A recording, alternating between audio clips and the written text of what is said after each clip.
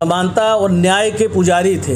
उन्होंने जो संविधान में जिन जिन बातों का, मौलिक अधिकारों का जो उल्लेख किया, उसी से हमारा देश चल रहा है। और संवैधानिक संस्थाएं, और जिस तरह हमारा संविधान जिस दिन ख़त्म हो जाएगा, अधिकार हम समझते हैं कि सबका छीन जाएगा। आज आप देख रहे हैं कि हमारे पत्रकार साथी अगर सच बोलते हैं तो उनको भी रास्ता दिखा दिया जाता है। विपक्ष का काम अगर विपक्ष के नेता करते हैं, सरकार को अगर सजग करने का काम करते हैं, वहाँ सुनवाई नहीं होती, उनके खिलाफ कार्रवाई हो जाती है। सारी संपत्तियाँ अडानी को लुटाने में लगे हैं। तो जिस तरह का देश में हालात है, कांग्रेस पार्टी ने ये तय किया है कि जब तक अमित शाह जी इस्तीफा नहीं देंगे, देश की जनता से माफ़ी नहीं मांगेंगे, कांग्रेस पार्टी ये आंदोलन लगातार जारी रखेगी।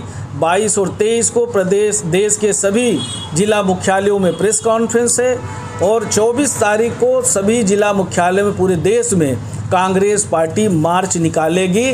और कांग्रेस पार्टी अम्बेडकर जी के सम्मान में मार्च निकालकर लोगों को जगाने का काम करेगी। और भारतीय जनता पार्टी के नेताओं ने जिस तरह से मनवादी विचारधारा के साथ मिलकर हमारे संविधान को ख़त्म करने में लगे हैं, लोगों के अधिकारों को छीनने में लगे हैं, इस बात का लोगों के बीच में लेके जाने का काम कांग्रेस पार्टी करेगी। 24 तारीख को हर जिला मुख्यालय में अम्बेडकर जी के सम्मान में सम्मान मार्च निकाला जा रहा है। और जब तक अमित शाह जी इस्तीफा नहीं देंगे, जब तक देश की जनता से माफ़ी नहीं मांगेंगे, तब तक ये इंडिया अलायंस कांग्रेस पार्टी का ये कार्यक्रम जारी रहेगा, ऐसा हमारी पार्टी ने तय किया है। तब उन्हें भारत रत्न का सम्मान मिला। देखिए, भारत रत्न सम्मान ही सब कुछ नहीं है।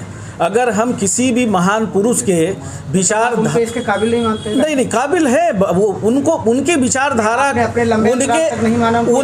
उनके विचारधारा को कांग्रेस पार्टी ने जीवित रखा, उससे बड़ा कोई सम्मान नहीं हो सकता है। और रही भारत रत्न सम्मान की बात, तो भारत रत्न सम्मान देने के बाद भी आज सबसे ज़्यादा अपमानित अगर कोई कर रहा है तो भारतीय जनता पार्टी की सरकार और बीजेपी के नेता बाबा साहब को अपमानित कर रहे हैं। कांग्रेस पार्टी ने बाबा साहब को कभी अपमानित नहीं किया, उनके विचारों को आगे बढ़ाने का काम किया। और संविधान में जिन बातों का उल्लेख था, उन बातों का हमेशा कांग्रेस पार्टी ने सम्मान किया और हर वर्ग को न्याय देने का काम किया, लोगों को आगे बढ़ाने का काम किया है, संवैधानिक संस्थाओं को सुरक्षित रखा है। आज आप देखिए, ऐसा माना जाता है कि कांग्रेस पार्टी सिर्फ उनको वोट के लिए उनके नाम का प्रयोग कर रही थी, जो उनके वो हकदार थे, उस पर ये काम भारतीय जनता पार्टी कर रही है। कभी भी मनवादी विचारधारा के अम्बेडकर साहब हमेशा विरोध में थे।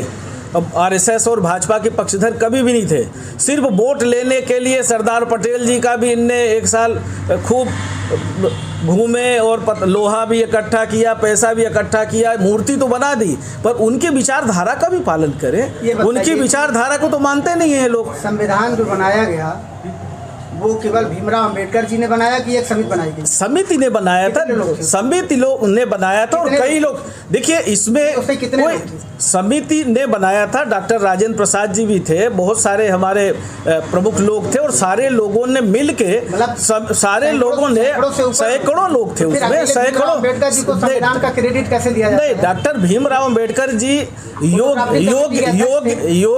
योग्य व्यक्ति थे। वो कांग्रेस पार्टी ने उनका हमेशा, राजेंद्र प्रसाद जी थे, पर नेहरू जी ने उनकी प्रतिभा को समझा, जो प्रतिभा उनमें थी, जो उनमें, उनको कानून मंत्री भी बनाया और उनकी प्रतिभा को समझा। वो समाज के जो सबसे वंचित लोग थे उनको चाहते थे कि उनको भी बराबरी का दर्जा मिले। और देखिए, कांग्रेस सेंट्रल हॉल में उनकी प्रतिमा नहीं लगाने दिया। देखिए, के संसदीय कार्य मंत्री सिन्हा जी ने प्रस्ताव भेजा था तो उन्होंने इनकार कर दिया था। देखिए, ये इस तरह की बातें भारतीय जनता पार्टी के लोग प्रचारित करने की कोशिश कर रहे हैं। कांग्रेस पार्टी ने हमेशा बाबा साहब का सम्मान किया। उनकी सदस्यता खत्म हो गई थी, कांग्रेस पार्टी के सांसद से सीट खाली कराकर उनको पुनः सदस्य बनाया, कानून मंत्री पुनः बनाया। उनके जो गुण था, उनकी जो योग्यता थी, उसका अगर किसी ने सम्मान किया है तो कांग्रेस पार्टी ने किया है, भारतीय जनता पार्टी ने कभी नहीं किया। भारतीय जनता पार्टी हमेशा संविधान के के विरोध में रही है और वही काम अभी भी कर रही है। 24 का कार्यक्रम क्या